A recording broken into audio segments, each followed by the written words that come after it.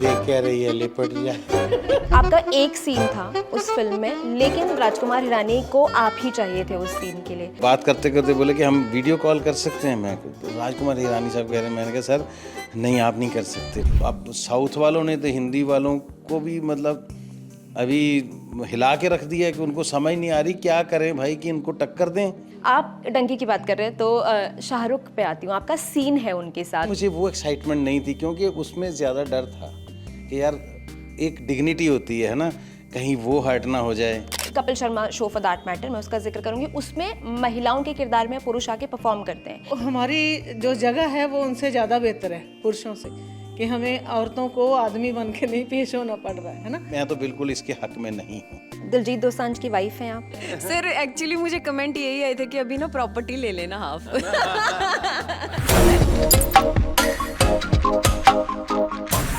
नमस्कार, मैं हूं गरिमा और आप देख रहे हैं ललन टॉप सिनेमा। एक फिल्म है नी में सास कुटनी। जितना दिलचस्प इसका टाइटल है उतना ही दिलचस्प मुझे इसका ट्रेलर भी लगा।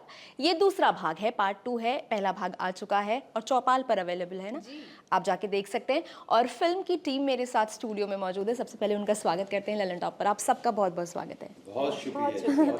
पहले तो मुझे बताइए, जट नु चुड़ैल मिल गई, नी में सास कुटनी, ये चल क्या रहा है? मतलब इतने इंटरेस्टिंग टाइटल्स, इतने दिलचस्प टाइटल्स, क्या चल रहा है? हाँ जी। थैंक यू जी। बस ये अंदर के इमोशंस हैं बंदे का। जैसे जट ਨੂੰ ਜੇ ਚੁੜੇਲ ਟੱਕਰੀ ਦੀ ਤੁਸੀਂ ਗੱਲ कर आप बात करते हैं तो उसमें वो एक जोक है ना कि वो बंदा जा रहा है तो बेचारा शादी नहीं हुई, सदियों से परेशान है कि होगी भी नहीं, शायद पिछले जन्म में भी नहीं हुई थी, उसको लगता है अगले जन्म में भी नहीं होगी। तो वो जा रहा है तो उसको रास्ते में चुड़ैल मिलती है। बोलता है हाँ भाई अब तू कौन है? बोली मैं चुड़ैल हूँ। बोला फिर देख क्या रही है, लिपट जा। तो उस पे बनी थी ऐसी। ये छोटी छोटी फ्रेजेस हैं, छोटे छोटे फोकलोर के हिस्से हैं जिन पे ये हम पंजाबी पिक्चरें बहुत बना चुके हैं और बनेंगी भी आगे। अच्छा, तो उसी में से एक ये बहुत पुराना फोकलोर है, नी मैं सस कुटनी। कुटनी संदूका हो लेके अंदर ले जा के उसको जहाँ हमारा सामान पड़ा हो तो उसके पीछे छुप के पीटूंगी, किसी को पता भी ना चले, इसकी आवाज़ें आएँ बस चीखती की। हालांकि पीटना तो होता नहीं है, ना कोई पीटेगा ना पीटना, ये बहुत बद अखलाकी वाली बात है। लेकिन ये एक हंसी मजाक की बात है क्योंकि आप वैसे तो अपनी सास को कुछ कह नहीं सकती है ना। तो फिर आप ये जब हमारे डांस होता है पंजाबी शादियों में तो ये सास के सामने ही बहुएं ऐसे बोलती हैं, नहीं मैं सास कुटनी भी तुझे तो मैं मारूंगी। तो वो भी कहती है अच्छा तुझे मैं देखूंगी, है ना, मार, हाथ तो लगा के देख। ये फन की बात है। तो असल में ये एक अंदर की खुशी है। तो वो जो काम वो ज़िंदगी में कभी कर नहीं सकती, ना ही करना चाहती है, ना उसको करना चाहिए, सिर्फ लफ्ज़ों में कहती है। और ये हमारे फोकलोर का हिस्सा है। जी अनीता जी, मैं आपसे समझना चाहूँगी, आपने ना बहुत काम किया है और मैं जब देख रही थी आपकी फिल्मों की लिस्ट तो मतलब कमाल का काम आपने किया है।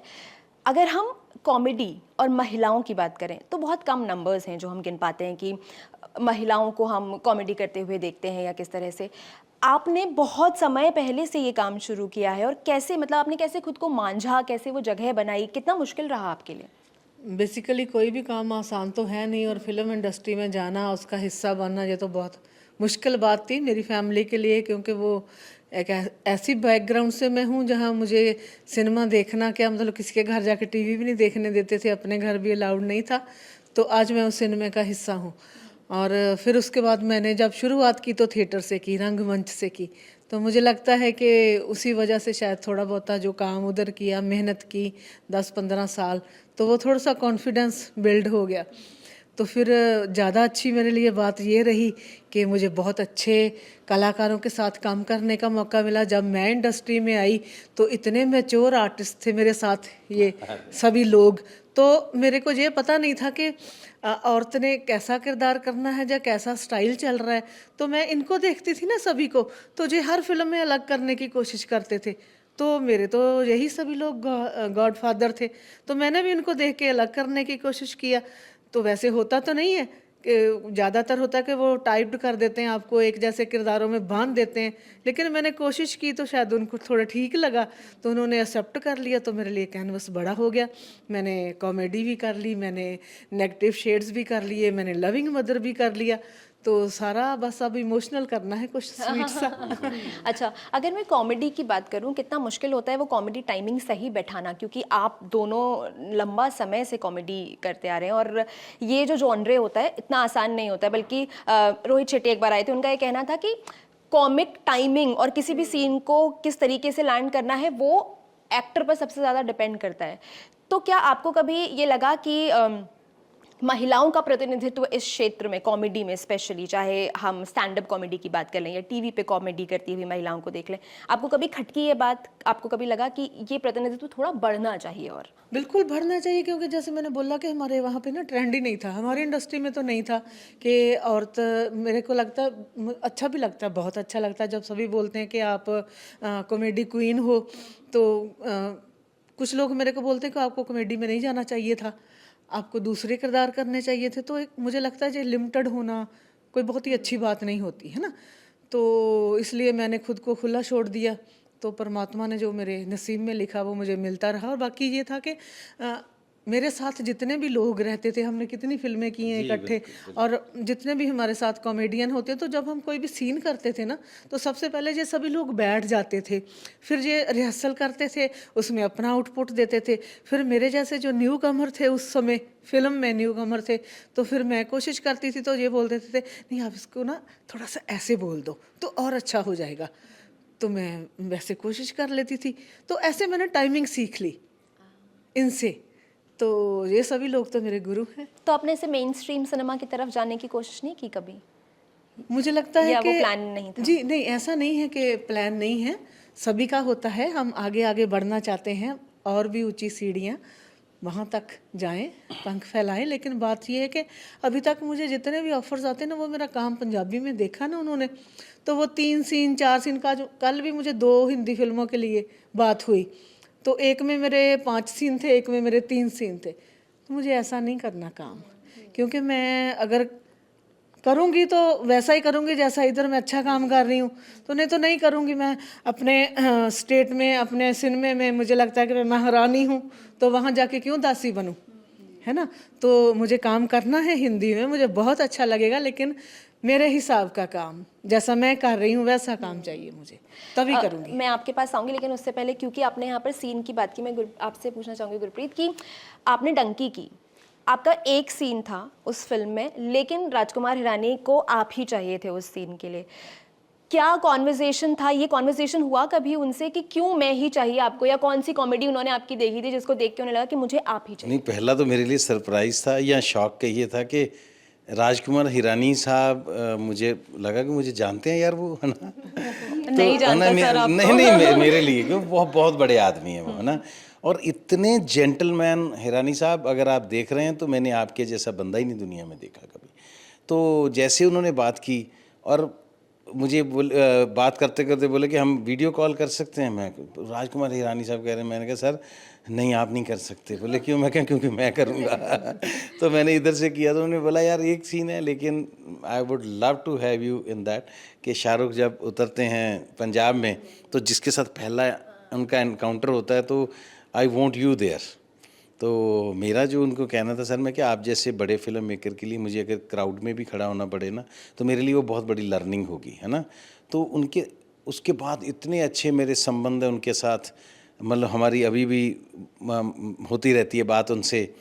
तो ये सबसे बड़ी चीज़ होती है कि किस आदमी के साथ आप कैसा, मतलब कई बार आप बड़ी बड़ी चीज़ें भी छोड़ देते हो, पता है कि इन लोगों का अपना कोई किरदार नहीं है, तो इनके साथ क्या काम करने का मज़ा आएगा।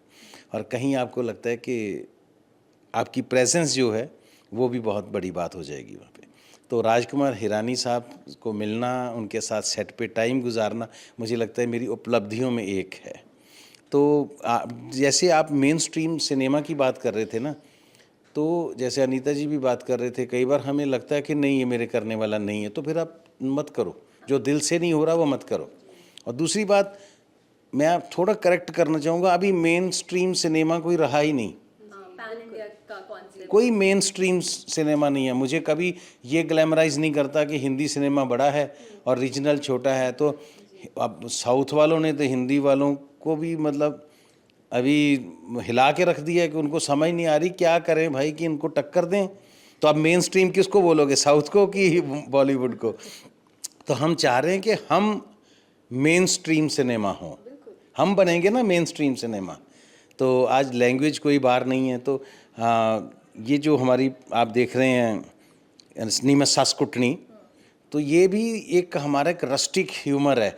मुझे लगता है कि साउथ का अपना एक जॉनर है, बॉलीवुड का अपना जॉनर है, लेकिन पंजाब के पास जो फ्लेवर है, जो जॉनर है ना, तो बहुत जल्दी हम मेन स्ट्रीम सिनेमा बनेंगे। और रीजनल फिल्मों के साथ सबसे जो खूबसूरत बात होती है वो ये होती है कि आपको उस मिट्टी की गंध जो है, उस मिट्टी की पहचान उन फिल्मों से होती है कि असली पंजाब कैसा है। क्योंकि अगर हम हिंदी फिल्मों में देख लें तो मुझे नहीं लगता कि वो रियल पिक्चर पंजाब की उतनी खूबसूरती से पोर्ट्रे हो पाती है जितनी कि एक पंजाबी फिल्म में होगी, चाहे आप साउथ की फिल्में देख लें। आप डंकी की बात कर रहे हैं तो शाहरुख पे आती हूँ, आपका सीन है उनके साथ। और मैं इंटरव्यू देख रही थी तो कई एक्टर्स का कहना है कि उनके फिल्म में अगर मुझे पेड़ भी बनना हो तो मैं बन जाऊंगा, कि शाहरुख के साथ काम करने का मौका मिला है। तो आप जब शाहरुख के साथ काम कर रहे थे, आपके और शाहरुख के बीच में एक चीज़ कॉमन है, दूरदर्शन। उन्होंने भी दूरदर्शन से शुरुआत की, आपने भी दूरदर्शन से शुरुआत की। तो जब शूटिंग चल रही थी तो क्या ये बातें होती थी, किस तरह से वो शूट करने का एक्सपीरियंस कैसा था? देखो, दो बातें हैं। मैंने जो हिरानी साहब के लिए कहा वो मैं शाहरुख साहब के लिए नहीं कह पाऊँगा, क्योंकि मुझे कभी ऐसा लगा नहीं था कि मुझे हिंदी में काम करना, शाहरुख खान साहब के साथ काम करना, क्योंकि मेरा वो कभी थॉट प्रोसेस ही नहीं था। तो जब मुझे लगा कि यार पहली बार इनके साथ काम कर रहा हूँ, पता नहीं कंफर्टेबल रहेंगे कि नहीं, है ना, मैं नहीं रहूँगा, वो नहीं रहेंगे। तो इसलिए मुझे वो एक्साइटमेंट नहीं थी, क्योंकि उसमें ज़्यादा डर था कि यार एक डिग्निटी होती है ना, कहीं वो हर्ट ना हो जाए, कहीं उनके साथ मैं हर्ट ना हो जाऊं, है ना, या मैं उतनी रिस्पेक्ट उनको ना दे पाऊं कि उनको लगे कि ये बंदा क्या समझता अपने आप को, है ना। तो यहाँ मुझे लगे कि यार इन्होंने ऐसे भी, वो एक फियर था जो हिरानी साहब के साथ मेरा नहीं था। तो जैसे मैं शाहरुख भाई को पहली बार ज़िंदगी में मिला, हाँ, दूरदर्शन से इतने बड़े फ़ैन थे हम उनके। वो जो दूसरा केवल, आपको तो याद नहीं होगा, वो सीरियल भी था नहीं, उनका, लेकिन सुना है, फौजी बड़ा, फौजी, हाँ। है ना, फिर सर्कस, मतलब we were die hard fan ना ऑफ शाहरुख खान। लेकिन मैं ऑनेस्टली बता रहा हूँ, जब सेट पे मैं उनको मिला, उस बंदे में जो वार्मथ है, उस बंदे में जो प्रोफेशनलिज्म है, वो आई स्वेयर अपॉन गॉड के वो उनसे सीखने वाला। मैं एक चीज़ उनसे सीख के आया। 2 दिन हमने काम किया, एक दिन रिहर्सल थी, दूसरे दिन सीन था, और अगले दिन भी छोटा सा कुछ बचा था वो किया और हम आ गए, क्योंकि कुछ सीन उसमें पूरा भी नहीं है वो मूवी में। लेकिन मैं आपको एक बात बताऊं, मैंने देखा कि वर्कोलिक क्या होता है बंदा, वो मैंने उनको ज़िंदगी में पहली बार किसी बंदे को देखा। मैंने कभी देखा ही नहीं था, ना हमारी इंडस्ट्री में ना बॉलीवुड में, कोई बंदा एक दिन पहले रिहर्सल करता है आके। वो ट्रेन का सीन है, शाहरुख भाई ने आके यहाँ दीवार पे वो ट्रेन बनवाई हुई है, पहले वो ड्रॉ की हुई है, उसमें वो देखो ये डिब्बा होगा, इसमें से ये मैं बाहर निकलूँगा यहाँ से, और वो उनका जो पाजी कह के बुलाना, पाजी आप इधर से आओगे, अच्छा बीच में वो पंजाबी बोल देते थे, है ना, तो दिल्ली से हैं, तो मैं इधर उतरांगा, है ना, कई बार ऐसा लफ्ज़ भी उनके मुंह से निकलता था, अपनापन। हाँ। तो मुझे लगा ही नहीं, मैं इस बंदे को पहली बार देख रहा हूँ, पहली बार मिल रहा हूँ। और वो डिब्बे जो गिरते हैं ना, आपने आप तो फिल्म देख ली, वो गिरते हैं तो वो उठा के दोबारा इकट्ठे करते हैं, वो रिहर्सल में ही कम से कम उस बंदे ने 40 बार किया। वो गिर रहा है, फिर वो उठा के डाल रहा है, कौन सा डिब्बा कहाँ डलेगा, ये जो मेरे हाथ में बैग है ये कहाँ होगा। तो मैं शर्म आ रही थी मुझे कि हम लोग समझते हैं कि हम लोग पता नहीं क्या बन गए फिल्मों, पंजाबी फिल्मों में। और मैंने उनके जो साथ थे मैनेजर, मैंने उनको कहा यार ये बार बार झुक के काम कर रहे हैं, तो इनका तो मुझे पता चला था कि ऑपरेशन हुआ है इनकी, है ना, उसका रीढ़ की हड्डी का। तो उन्होंने कहा नहीं सर, 9 ऑपरेशन हो चुके हैं इनके, 9 बार उनकी सर्जरीज हुई हैं, है ना। तो उसके बाद वो बंदा मतलब बार बार 40 बार झुक के वो सारा कुछ कर रहा है, और मैं पागल हो गया देख के, यार इस मकाम पे जाके भी। तो मैंने वहाँ पे मुझे लगता है कि स्टूडेंट की तरह काम किया, और मैंने आके इम्प्लीमेंट किया फिर अपनी इंडस्ट्री में। उसके बाद मैं जो पिक्चर कर रहा हूँ ना, मैं उसकी रिहर्सल करता हूँ, करवाता भी हूँ साथ वालों को। मैं कहता हूँ यार इसकी एक ब्लॉकिंग कर लें, है ना, कहाँ से उठ के कौन कहाँ जाएगा, कौन किधर देखेगा, कौन कहाँ किससे टकराएगा। तो ये चीज़ मैं कर रहा हूँ, और ये चीज़ सीखने वाली थी, मैंने सीखा, आप अच्छे लोगों से, मेहनती लोगों से बहुत कुछ सीखते हो अगर आप में इच्छा हो तो। आप सही बोल रहे हैं, मतलब हर दिन मैं जिस भी गेस्ट से मिलती हूँ मैं भी कुछ ना कुछ उनसे सीखती हूँ। मैं आपसे पूछना चाहूँगी कि आपने 2 इतने मंझे हुए कलाकारों के साथ इस फिल्म में काम किया है, क्या वो नर्वसनेस थी या क्या सीखा? जैसे कि उन्होंने अपनी सीख की बात की, आपने इस दौरान क्या सीखा? सबसे पहले तो मैं अपने आप को बहुत ब्लेस्ड फील करती हूँ कि मुझे लेजेंड्स हैं ये हमारे पंजाब के, इतना प्राउड फील होता है एंड ब्लेस्ड फील होता है कि मैं इनके साथ स्क्रीन शेयर कर रही हूँ। एंड सीखने को तो ऑब्वियसली आपने अभी देखा ही है कि कितनी प्यारी प्यारी बातें हैं इनके पास, तो ऑब्वियसली हर दिन कुछ ना कुछ सीखने को मिलता है। एंड रही बात नर्वसनेस की, तो जब हम पार्ट 1 कर रहे थे, जब मैं पहले दिन मिली, मैं नर्वस नहीं थी, मैं एक्साइटेड थी, बिकॉज मैं बचपन से इन्हें देखते आ रही हूँ, they are always my favourite. तो ऑब्वियसली वो जो एक्साइटमेंट लेवल था मेरा बहुत हाई था। एंड रही बात, जैसे सेट पे हम फैमिली का एक माहौल बना होता था, क्योंकि पंजाबी मूवीज़ की अगर हम खासियत की बात करें तो एक वहाँ पे प्रोफेशनलिज्म नो डाउट कि अभी है, हम कहीं ना कहीं लैग ज़रूर कर रहे हैं, बट जो फैमिली वाला माहौल है ना, वो चीज़ आपको बॉलीवुड में भी नहीं देखने को मिलेगी और कहीं भी नहीं मिलेगी। तो वो चीज़ बहुत स्पेशल है हमारी इंडस्ट्री की। और जब हम नी में सासकुटनी 2 कर रहे थे या फिर 1 कर रहे थे, तो एक कंफर्ट जोन, जो एक फैमिली वाला ऑरा क्रिएट होता है ना, तो उसमें काम करके बहुत ही मज़ा आता है, सीखने को मिलता है। अगर कहीं पे भी हम कुछ फंस भी जाते हैं तो हमेशा हमें सपोर्ट ही मिली है, ऑलवेज। या कोई ऐसा किस्सा जब आपके सामने 2 इतने बड़े कलाकार हैं और किसी ने आपको कुछ सिखाया हो कि इस तरीके से नहीं, ऐसे करो, जी, ये ऑफ ऐसे कोर्स नहीं, हर मोमेंट पे कुछ ऐसा होता था। जैसे अभी सर ने बताया कि हम ब्लॉकिंग करते थे सेट पे, हम बताते थे, शेयर करते थे कि कैसा करना चाहिए, कैसा नहीं करना चाहिए। तो मुझे एक किस्सा याद है, हमारा फिल्म में एक इलेक्शंस वाला पॉइंट है, वो हम शूट कर रहे थे सीन, एंड मेरा ना एक डायलॉग था वहाँ पे, लाइक वो एक पूरा ना ट्रीटमेंट वाला सीन था। जो हमारे डायरेक्टर हैं मोहित बनवैद जी, उन्होंने उसको इस तरीके से सेट किया हुआ था कि इसमें डायलॉग ज़्यादा नहीं होंगे बट ट्रीटमेंट होगा वो। तो उसमें मेरा एक डायलॉग था टॉस। सर अगर आपको याद हो तो सर कह रहे थे कि ना बेटा इसको इस तरीके से बोलना कि एक डायलॉग है बट लगना चाहिए कि यस, वो जो फील है ना वो आनी चाहिए। अब मैं आपको ना प्रॉपरली बता नहीं सकती हूँ कि वो किस रीज़न से हम कर रहे थे वो चीज़। जब आप फिल्म देखोगे 7 जून को आपको तभी पता लगेगा। बट मैंने ना उसको बार बार बोला, तो सच्ची वहाँ पे सब मुझे देख के हंस भी रहे थे और एक ना फन वाला माहौल क्रिएट हो गया था कि ये टॉस को भी इतनी बार रिहर्स कर रही है, ये बोल रही है ऐसे। तो ये सब चीज़ें, ऐसी ऐसी चीज़ें सीखने को मिलती हैं सेट पे मुझे। मैं आपसे ये पूछना चाहूँगी अनिता जी कि जिस तरीके से हम कॉमेडी देख रहे हैं, मतलब हमने आपको पहले लाफ्टर शो में देखा, फिर अब ये कपिल शर्मा शो था, कॉमेडी ने भी अपनी एक जर्नी तय की, एक सफ़र तय किया है और बदलाव आते रहे हैं। हम कॉमेडी में स्पेशली अगर महिलाओं के पोर्ट्रेयल पे बात करें, जैसे Kapil Sharma show for that matter, मैं उसका जिक्र करूँगी, उसमें महिलाओं के किरदार में पुरुष आके परफॉर्म करते हैं। जो डिस्कशन है वो 2 भागों में बटा है कि जब महिला कॉमिक प्रेजेंट हैं तो फिर पुरुष क्यों महिला बन के वो कॉमेडी करते हैं, या कुछ कहते हैं कि ठीक है इसमें मज़ा आ रहा है। आप एज ए कॉमेडियन या फिर एज एन आर्टिस्ट, आपका क्या टेक है इस पर? मुझे लगता है कि बहुत सारी महिलाओं में टैलेंट है, उनको आगे आना चाहिए, उनको प्रूव करना चाहिए कि हम कर सकते हैं। क्योंकि अगर कोई आदमी है वो महिला बन रहा है तो इसका मतलब ये है कि दर्शक जो हैं वो ज़्यादा जुड़ रहे हैं उससे, तो हमारी जो जगह है वो उनसे ज़्यादा बेहतर है पुरुषों से, कि हमें औरतों को आदमी बन के नहीं पेश होना पड़ रहा है ना। सो मुझे लगता है कि ओरिजिनल वर्जन्स होने चाहिए। तो इसलिए और भी बहुत सारी टैलेंटेड लड़कियां हैं, आर्टिस्ट हैं हमारी, उनको भी थोड़ा कॉमेडी में ट्राई करना चाहिए। तो जब तक नहीं करेंगी तब तक तो फिर ये सारा कुछ होता रहेगा ना। तो वैसे मज़ा आता है, जब तक नहीं है वैसी और आर्टिस्ट हमारे पास तो ये भी चल रहा है तो अच्छा है। हमारे पंजाब में भी बहुत सारे ऐसे मर्द हैं जो औरत बन के अदाकारी करते हैं और बहुत सालों से कर रहे हैं और वो चल रहे हैं। ये कपिल शर्मा जी के शो में तो बाद में शुरू हुआ है, लेकिन पहले तो पंजाब का तो ट्रेडिशन बहुत सदियों पुराना है ना बाजी। वो जो तमाशे रास्तारिये होते हैं तो वो तो शुरू से ऐसे, क्योंकि पहले तो थिएटर में भी औरतें नहीं थी ज़्यादा, फिल्मों में भी बहुत कम मतलब आती थी, तो रास्तारिये होते थे जो कथा सुनाते थे संगीत के साथ और वेश धारते थे, वो अपना मर्द बनते थे, मतलब मर्द जो होते थे वही सवांग था। तो वो तो हमारा ट्रेडिशन है पंजाब का शुरू से, तो वो भी चीज़ें चल रही हैं, ये भी चल रही हैं। बात तो ये है कि हम सब एंजॉय कर रहे हैं इन सारे फेजेस को। एक मैं इसमें थोड़ा ऐड करता हूँ, जो जैसे स्वांग की इन्होंने बात की, जिसे हम रास कहते हैं, रास डल रही है ना, तो उसमें ये मजबूरी तब ये होती थी, तब औरतें होती नहीं थी कला जगत में, परफॉर्म करने के लिए अवेलेबल ही नहीं थी, अलाउड ही नहीं था।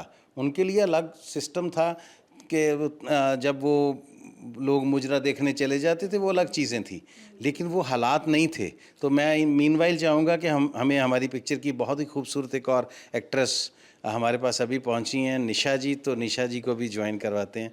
मोस्ट वेलकम निशा जी। पहले तो आप सबको बहुत-बहुत नमस्ते, स्वागत है। सत श्री अकाल बोल दीजिए एक बार। बिल्कुल जी, सारे ने मेरे वालों प्यार भरी सत श्री अकाल जी। हाँ, तो ये मजबूरी थी, आज वो मजबूरी नहीं है। ये एक एंगल है। अच्छा, मेरी अपनी अपनी रिजर्वेशंस होती हैं, मैं तो बिल्कुल इसके हक में नहीं हूँ। और वो इसकी एग्जांपल भी हमारा एक शो आया था स्टार पे, हंस बलिए, वो मैंने और मेरी वाइफ ने जीता था। तो हम लोग लगातार हर एपिसोड जीतते आ रहे थे, पहले से 8वें एपिसोड तक हमारी जोड़ी जीतती आ रही थी। 9वें एपिसोड पे मैंने खुद बोल दिया कि भाई हमें आप शो से निकाल दो। बोले क्यों सर, आप 8, उसमें था रोल रिवर्सल, औरत मर्द बनेगी, मर्द औरत बनेगा। मैंने कहा जी इनको तो मर्द बना दो, मैं औरत नहीं बनने वाला। उनको लगा कि शायद इसकी लिमिटेशंस हैं, अभी सरदार जी हैं तो इसलिए नहीं। मैं कह रही मेरे पास ऑप्शन है, मैं बुरखे वाली औरत बन सकता हूँ, मैं वो औरत बन सकता हूँ जो घूंघट निकाल के शादी करवा के आ रही है, जो घूंघट में मेरे पास ऑप्शन है, मैं इस पर स्क्रिप्ट लिख लूँगा। मैं वो औरत बन सकता हूँ जिसकी ग्रोथ हो गई बालों की, है ना, तो वो कैसे, मेरे पास बड़ी ऐसी 25 ऑप्शंस हैं, लेकिन मुझे वो बनना ही नहीं है, मेरी रिजर्वेशन थी। तो आप अभी एपिसोड कभी दोबारा निकाल के देखिए, एक हम ही थे जो रोल रिवर्सल में नहीं गए। रोल रिवर्सल कैसे किया, मैंने कहा मैं ये वर्किंग वुमेन बन जाएंगी, मैं घर देखने वाला, घर वाला जो सिर्फ घर के काम करता है, ये इतना रोल रिवर्सल कर लूँगा, मैं वो चेंज नहीं करूँगा। रीज़न क्या है, आजकल बहुत से एक्टर्स जो हैं वो लड़कियाँ, क्योंकि उनको जो औरत से एक बोल्ड काम करवाना होता है, जो लाउड का एक्शन करवाने होते हैं, लाउड बॉडी लैंग्वेज, लाउड शब्दावली, वो शायद औरत की मर्यादा से थोड़े से आगे की बात होती है। तो कोई लड़की, कोई औरत शायद उतना बोल्ड ना प्ले करना चाहे, तो इसलिए लड़कों को फिर लड़की बना के उनसे वो काम करवाया जाता है। सही बात। निशा जी हमारे साथ हैं, बहुत बहुत स्वागत है आपका। मेरा काम गुरप्रीत जी ने कर ही दिया, बहुत बहुत शुक्रिया, आपने उनको इंट्रोड्यूस करवा दिया। दिलजीत दोसांझ की वाइफ हैं आप, आपको सफाई तक देनी पड़ी थी, मतलब क्यों लगने लगा था इंटरनेट को ऐसा? अभी इंटरनेट की क्या सोच है वो उनको पता है ना। ऑलवेज ऐसे ही होता है कि हम लोग आर्टिस्ट सोते हैं और जब सुबह उठते हैं तो न्यूज़ देखते हैं तो पता ही नहीं हमारे बारे में क्या बन जाता है, क्या चीज़ छप जाती है ना। और आई थिंक सो वो लोग मुझे जानते भी नहीं थे कि हाँ मैं कौन हूँ, लेकिन जब मुझे टैग होने लगी बहुत सारी पिक्चर्स और मुझे लगा कि बहुत ज़्यादा हाई लेवल पे ये बात पहुंच गई है, तो मैंने एक फ़न वे में थोड़ा सा बस नोटिस छोड़ा था। लेकिन ठीक है, चलो लोगों का प्यार है, अगर मैं घर बैठे बैठे फेमस हो रही हूँ क्या बुरा है। अरे एक बार लगा भी होगा, चलो मान भी लेते हैं, क्या दिक्कत है। सर एक्चुअली मुझे कमेंट यही आए थे कि अभी ना प्रॉपर्टी ले लेना हाफ। तो ये चमकीला के शूट के दौरान हुआ था, प्रमोशन के दौरान ये खबर चली थी, ये कब खबर उड़नी कब शुरू हुई और आप तक कब पहुंची ये खबर? नहीं, चमकीला की तभी इतनी ज़्यादा हाइप नहीं थी, मतलब अपडेट नहीं थी ये सारी चीज़ें, ये तो अचानक ही हो गया। और बाद में मतलब ये लोगों ने ये चीज़ बना दी कि हम लोगों ने ये इसलिए की क्योंकि चमकीला आने वाली थी, तो मैं दिलजीत जी के साथ काम कर रही थी, तो इसलिए हम लोगों ने जानबूझ के ये बात उड़ाई है, मतलब। लेकिन रियल बात ये है कि मुझे तो खुद ही नहीं पता था कि क्या हो रहा है। तो बाद में कभी दिलजीत से बात हुई, हंसे आप इस बात पे? बिल्कुल मेरी हुई, जब प्रीमियर पे मैं गई थी तो उनकी मैनेजर से भी बात हुई और दिलजीत जी से भी बात हुई, तो वो हंस के बोल रहे थे, कहते ऐसा होता ही रहता है, बस इनको सीरियस नहीं लेना हमें। इस फिल्म पे आते हैं, फिल्म की जो कहानी है, आपके किरदार के बारे में पहले तो कुछ बताइए। जी, मेरा जो इसमें किरदार है वो अनीता मैम की डॉटर का है, और हमारी केमिस्ट्री 1 में भी सभी लोगों ने बहुत ज़्यादा लाइक की थी। एक्चुअली हम दोनों का नेगेटिव शेड है इस मूवी में, जैसे बोलें कि वो सांप है जिसमें बहुत ज़्यादा जहर है, तो इसमें हम लोगों में डबल जहर है। तो मतलब हाई लेवल है, मतलब एक जगह होती है जहाँ पे मदर थोड़ा सा उसको आ भी जाता है कि नहीं मेरी बहू है, चलो छोड़ो ये चीज़ें करनी है, लेकिन मेरा करैक्टर ऐसा है, वो उसको बोलती है कि मार दो बस, लेकिन उस तरफ जाना ही नहीं है, तो थोड़ा सा नेगेटिव शेड है मेरा जो करैक्टर है। आपने अक्षय कुमार के साथ बहुत काम किया, सिंग इज किंग एकदम ब्लॉकबस्टर फिल्म थी, नमस्ते लंदन ने बहुत अच्छा परफॉर्म किया, और बीते कुछ समय की अगर आपकी होती है, अक्षय से बात होती है, दोस्ती है या सिर्फ प्रोफेशनल बातचीत है? नहीं, हमने पहली पिक्चर उनके साथ की थी 2006 या 7 में, नमस्ते सॉरी हमको दीवाना कर गए। हाँ, तो तब से फिर वो जब आप कोलीग हैं तो सबके साथ आपकी जैसे अब दिलजीत जी की बात आप कर रहे थे, तो हमने लोगों को लगता होगा शायद हमने कभी पिक्चर इकट्ठे नहीं की, तो उनकी पहली पिक्चर ही हमारी थी वो जो लॉयन ऑफ पंजाब। हाँ, तो उसके बाद एक बार हमने अंबरसरिया में भी किया। तो आपके जो कुलीग हो जाते हैं, आपके जो साथी हो जाते हैं, वो लाइफ टाइम होते हैं। चाहे हमने ज़िंदगी में एक बार पिक्चर की हो, वो कभी 25 साल बाद भी मिलेंगे ना, तो हम वो चीज़ को याद करते हैं। तो भाई वहाँ मिले थे यार, वो सीन अपने किया था, कैसा था। तो उनके साथ तो मैंने काफ़ी पिक्चरें आई मेरी। अभी आप रोहित शेट्टी जी की बात कर रहे थे, तो मैंने इनकी भी एक पिक्चर की थी, खिलाड़ी 786। तो डेफिनेटली एक अच्छा संबंध आपका बनता है। आप अगर आप दोनों तरफ से लोग अच्छे हैं, तो प्यार को बढ़ाने वाले हैं, तो वो प्यार लाइफ टाइम चलता है। आपकी एक फिल्म है सिद्धार्थ रॉय नाम से, मुझे लग रहा है आपको भी मिस्टेक हो गई, वो ये तन्वी नेगी और तन्वी नागी। अच्छा, ओ, मैं जब से दिल्ली में तो आई फिर हूँ ना, ये जो हो भी, रही है हाँ, ये ये चीज़। जो भी खबर है इसको प्लीज क्लियर कर दीजिए। मेरा नाम है तन्वी नागी। हाँ। तो जिनकी आप बात कर रहे हो शायद मुझे नहीं पता है, वो आई गेस साउथ की एक्ट्रेस है, मुझे जर्नलिस्ट से ही सुनने हाँ, को पता लगा। तो उनका शायद नेगी है सरनेम, तो ये बड़ी कंफ्यूजन क्रिएट हुई है। तो मैं क्लियर कर दूं, मैं तन्वी नागी हूँ और मैं पंजाबी सिनेमा में ही काम कर रही हूँ अभी प्रेजेंट में। विकिपीडिया आप भी खुद को करेक्ट कर लीजिए। बहुत मिस्टेक्स ये है। कंफ्यूजन जरूरी होती हैं ठीक करनी। जी, कंफ्यूजन, ये कन्फ्यूजन्स ज़रूरी होती हैं ठीक करनी, क्योंकि मैं भी एक कन्फ्यूजन से गुजर रहा हूँ। मेरा जो विकिपीडिया पे जो मेरा बर्थ डेट दिखाते, विकिपीडिया देखता होगा ना? जी, अरे सर जो हम अपडेट कर देंगे उसको जाके करेक्ट कर तो देंगे। मेरा जो बर्थ डेट है उन्होंने वहाँ 19 जुलाई कर रखा है। मैंने कई बार चेंज करवाया, मेरा 19 जून है। तो फिर पता नहीं 19 जुलाई कैसे हो जाता है। तो अब मुझे उसमें बुरा कुछ नहीं है, लेकिन 2 बार मुबारकबाद आती है। तो पहली बार वाली तो अच्छी होती है, दूसरी बार वाली जब इतने प्यार से कोई मुबारक दे, तो आप समझ आज तो मेरा बर्थडे ही नहीं है, तो बेचारे का दिल टूट जाएगा। उसने पता नहीं कहाँ से ढूंढ ढूंढ के फूल आपके व्हाट्सएप पे डाले होते हैं, है ना। तो कहना पड़ता है नहीं बहुत शुक्रिया जी, थैंक यू सो मच। अब वो उसके दिमाग में पक्का हो गया कि अगली बार भी 19 जुलाई को ही बोलूँगा ऐसे मैं, है ना। तो आप दिल तो किसी का तोड़ नहीं सकते, क्योंकि दुआएं दे रहे हैं आपको। तो इसलिए विकिपीडिया साहब, मेरी रिक्वेस्ट है भाई साहब, एक तो ये तन्वी नागी हैं और मैं दलजीत की वाइफ नहीं है। काफी सारे करेक्शंस है ना? करने और जरूरी मैंने हैं। हाँ जी मेरी एक और भी रिक्वेस्ट है सर, सॉरी मेरी एक और भी रिक्वेस्ट है सर। अब जितने फैंस सर को विश करते हैं ना 19 जुलाई को, तो याद कर लो वो मेरा बर्थडे है। क्या वो भी गलत डल है क्या? वो बिल्कुल सही है, 19 जुलाई मेरा बर्थडे है। चलो अब 19 जून वाले जो विशेस है वो मेरे, 19 जुलाई वाले आपने तन्वी नागी जी को देने हैं, ठीक है जी। तो कोई कंफ्यूजन है कि तो दस दो। आपका कोई करेक्शन तो नहीं करवाना है। अच्छा, आप मुझे बताइए, ये सवाल सबसे रीसेंट टाइम्स में या चलिए किसी भी कंटेंट की बात करते हैं, वो कंटेंट जिसने आपको खूब हंसाया हो, खूब मजा आया हो, जिसे देख के। आपसे शुरुआत करते हैं। मुझे लगता है कंटेंट की तो अगर हम बात करें, फिल्में तो अलग है, बट मैं कॉमेडी से ज़्यादा सीरियस कंसेप्ट्स कई बार या रोमांटिक इंटेंस इमोशनल वैसा देखना पसंद करती हूँ। और हंसने की बात है तो रील्स ही आजकल इतनी फ़नी बन रही है ना, तो दिन भर कुछ ना कुछ ऐसा मिलता ही है हमें रील्स में कि इतनी ज़्यादा हंसी आ जाती है। लोग इतने टैलेंटेड हो चुके हैं। तो आई थिंक जो हमारी फिल्म है वो देख के आपको ज़रूर हंसी आएगी। जी ठीक है मैम, आप?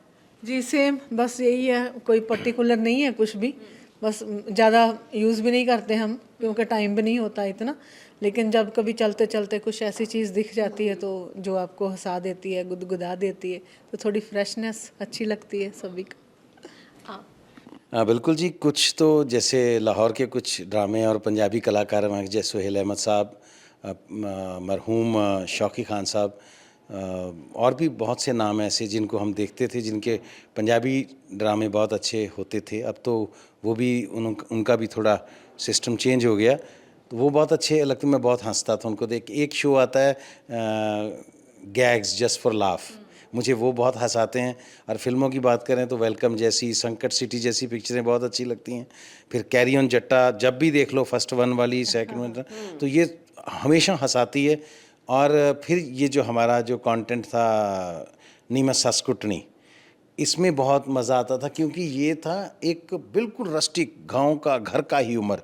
और मुझे लगता है उससे भी ज़्यादा मज़ा अब आप लोगों को इसमें आने वाला है, नीमच सस्कुटनी 2 में तो ये जो ह्यूमर है हमेशा मुझे दिल को छूता है, क्योंकि ओरिजिनल है, क्योंकि अच्छा है, इसमें कैरिकेचर नहीं है, इसमें आप कुछ बना के नहीं चीज़ें बोल रहे हो, तो मुझे बहुत अच्छा लगता है। कैरिकेचर का आपने जिक्र किया, तो मैं एक सवाल आपसे और ले लेती हूँ यहाँ पर कि पंजाबियों की इमेज को भी कैरिकेचरिश कर दिया गया था सिनेमा में, लेकिन अब वो धीरे धीरे बदल रही है। आपने क्या बदलाव देखा है विद टाइम उस इमेज में, या फिर कॉमेडी का जिस तरीके का जरिया था उनको लेकर के जिस तरीके की कॉमेडी होती थी? बिल्कुल, ये बहुत सही बात आपने कही, क्यों कैरिकेचर इसलिए बना दिया गया था क्योंकि किसी को सही पंजाब का पता ही नहीं था।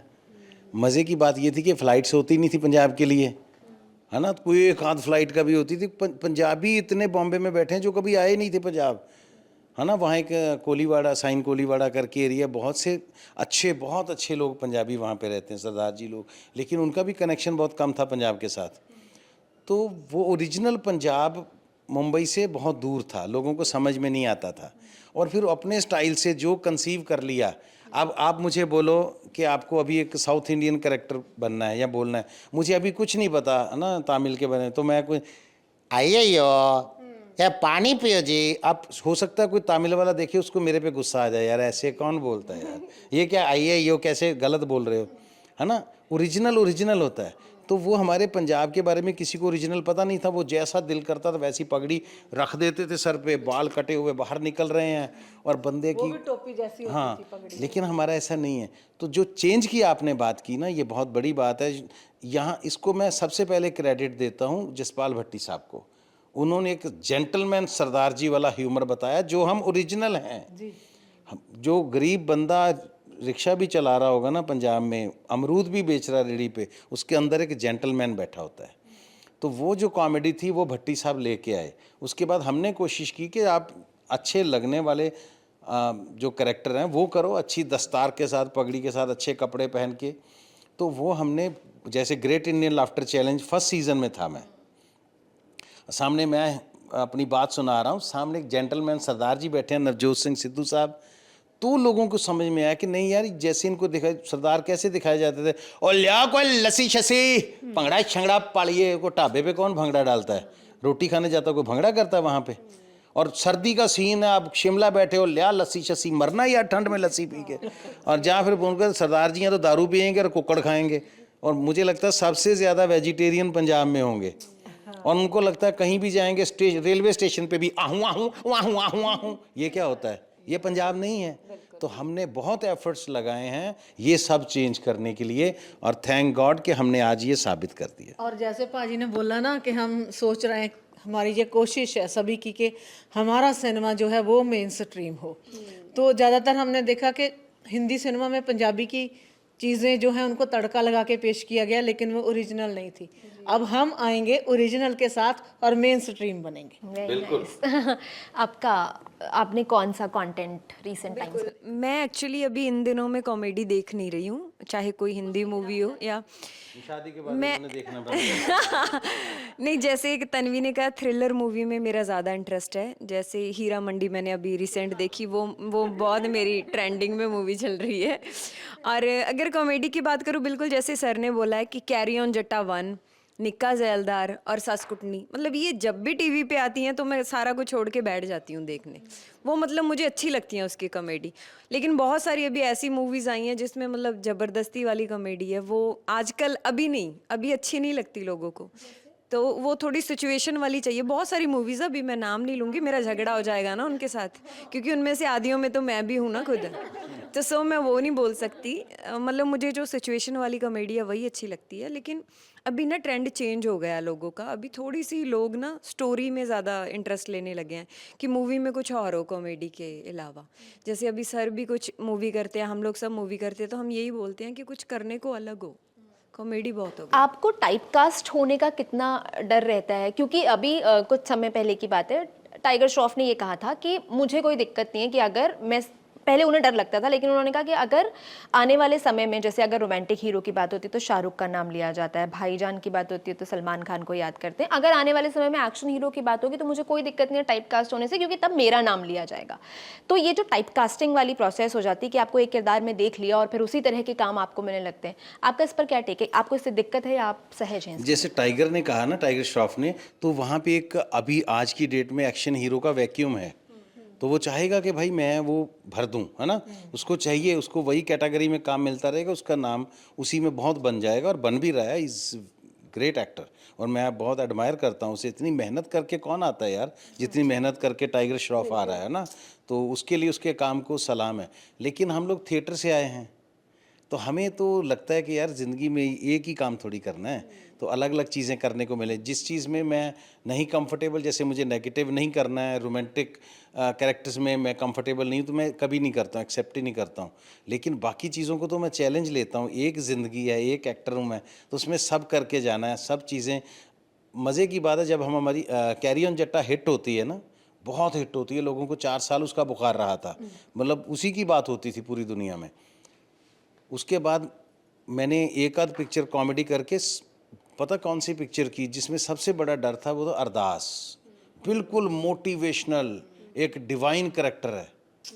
तो मैंने वो किया, क्योंकि अगर मेरे को वो सारी पिक्चरें वही आने लगी थी और पैसे भी अच्छे मिलने लगे, हर कॉमेडी पिक्चर बनाने वाला हमारे पास आता था, तो मैंने एक दो तो कर ली। उसके बाद तो मैं रात को मुझे नींद नहीं आती थी कि यार ये वही करते जा रहे हो, तू इतना कर रहा है, रख चक लो चले जाओ भाई सो। मैंने कहा नहीं भाई ये नहीं करना मुझे।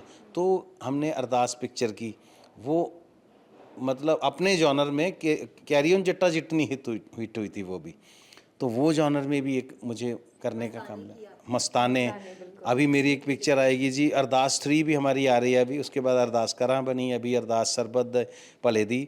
लेकिन अभी एक पंजाबी इंडस्ट्री की सबसे बड़ी मैंने हिस्टोरिकल मूवी की है, उसका जो अहम कैरेक्टर है वो उसमें करने का मौका मिला है मुझे।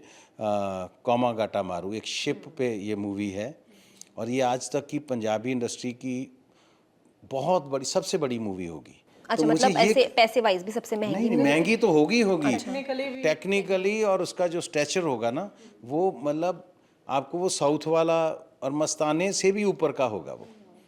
तो वो हम काम करना चाहते हैं। टाइप कास्ट होने का भी तो ज़िंदगी में कोई इच्छा ही नहीं, फिर तो रोटी पानी तो भगवान वैसे भी दे देगा, कुछ और काम कर लेंगे तो। लेकिन वैसे भी मुझे लगता है कि पंजाबी फिल्म इंडस्ट्री में ना बहुत ज़्यादा आर्टिस्ट जो हैं वो थिएटर की बैकग्राउंड वाले हैं। तो थिएटर में हम सभी ने बहुत अलग अलग शेड्स के करैक्टर किए हैं, तो हम एक करैक्टर में तो बंधना वैसे किसी को भी मुझे नहीं लगता कि अच्छा लगता होगा, क्योंकि हम कर सकते हैं, हमने सीखा है, हमने किया हुआ है, तो हमारे लिए कोई प्रॉब्लम नहीं है। हम क्रिएट करने का भी नया नया कुछ जो है, नए किरदार को पकड़ना, उसको पेश करना थोड़ा सा बाकियों के मुकाबले आसान लगता है, क्योंकि हमने सालों साल उसकी प्रैक्टिस की है। क्या करने में मज़ा आता है? सास बन के डराने में, माँ बन के लाड़ करने में, या हंसाने में जनता को? मुझे लगता है कि जिस चीज़ को मैं बहुत बेहतर तरीके से पेश कर लूं और मेरे दर्शक उसको accept आपको कर मज़ा लें। क्या करने में आता है? मैंने दर्शक तो आपको सब रूपों में प्यार करते हैं। मैंने कभी ऐसे सोचा नहीं है कि मैं खास कुछ, मतलब मैं लविंग मदर ही बनूं या मैं किसी को डराऊं, नेगेटिव करूं। मुझे लगता है कि हर एक जो नया किरदार मेरे लिए ऑफर होता है वो मेरे लिए एक बहुत बड़ा चैलेंज है। तो मैं जब भी उसको शुरू करती हूँ तो मैं परमात्मा को बोलती हूँ, ये अपना अरदास करती हूँ अपने अंदर कि मैं इस काबिल नहीं हूँ, मैं नहीं कर सकती कुछ भी, ना मुझे आता है, आपने मेरे अंदर आना है, आपने मेरे अंदर जिस नाचना, गाना, बोलना, जो कुछ भी करना है आपने करना, आपने ही एक्ट करना है सारा, तो वो फिर बहुत अच्छे से हो जाता है। आप कैसे प्रोजेक्ट्स में काम करना चाहते हैं?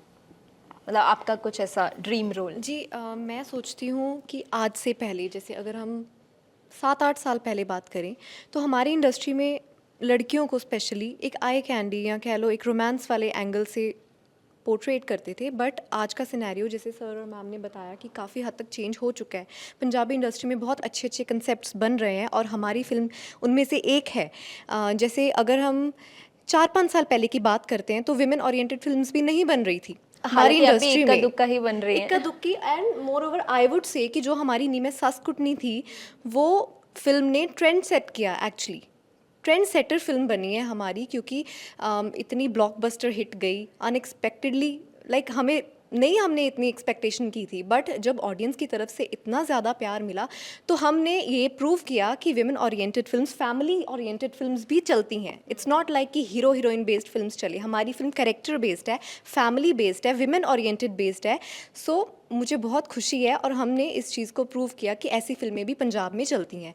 एंड जब कोविड आया था, हमारी फिल्म कोविड से पहले शूट हुई थी 2019 में, कोविड में आपको पता ही है 2-2.5 साल तो सब कुछ बंद ही रहा, सिनेमा भी बहुत ज़्यादा ही ग्रो नहीं कर रहा था उस टाइम पे, बट हमारी फिल्म आफ्टर कोविड सबसे बिग हिट रही है। एंड अब जो मैं देखती हूँ सिनेरियो, हमारी फिल्म के बाद काफ़ी ऐसी फिल्म्स बन रही हैं जो विमेन ओरिएंटेड है, तो मुझे बहुत खुशी होती है। एंड मैं यही सोचती हूँ कि फ्यूचर में भी ऐसे ही कैरेक्टर्स करूँ जिनमें मीनिंगफुल एंड सेंसिबल सिनेमा हो। And more over being artist, मुझे ये भी लगता है कि हम सोसाइटी के लिए कुछ ना कुछ हमें करना चाहिए, चाहे वो एंटरटेनमेंट थोड़ा तड़का लगा के एक मैसेज के रूप में करें जैसे हमारी फिल्म करती है। नाम चाहे जो भी हो, नेगेटिविटी हो नाम में, वो एक ह्यूमर है, बट एक प्यारा सा एक फैमिली का मैसेज देती है हमारी फिल्म। तो ऐसे ही कैरेक्टर्स मैं करना पसंद करूँगी। एंड उसके अलावा मैं कुछ इंटेंस लव स्टोरी भी ज़रूर करना पसंद करूँगी, क्योंकि हमारे पंजाब में पहले बनती थी, पहले टाइम पे हीर रांझा और जितने भी ये फोकलोर रहे हैं पंजाब में, तो आज के टाइम में आई थिंक इतनी इंटेंस लेवल की लव स्टोरी दोबारा से रिक्रिएट नहीं हुई। तो मैं ऐसी फिल्म्स का हिस्सा बनना ज़रूर पसंद करूँगी। निशा, आपको गाने में मज़ा आता है ज़्यादा या एक्टिंग में मज़ा आता है? मुझे दोनों में ही आता है, क्योंकि मुझे लगता है कि दोनों एक साथ जुड़ी हुई चीज़ें हैं, कुछ अपोजिट तो है नहीं।